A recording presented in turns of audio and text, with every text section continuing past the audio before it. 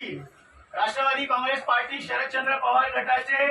जिल्हाध्यक्ष व ज्येष्ठ नगरसेवक सुहास देसाई आपल्या असंख्य कार्यकर्त्यांसमोर माननीय अजितदादा पवार साहेबांच्या शुभ हस्ते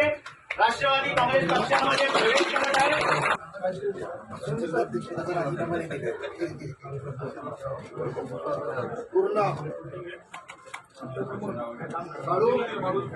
त्यांच्याबरोबर आलेले श्री संतोष नागले, सचिन शिंदे, दिलीप देसले,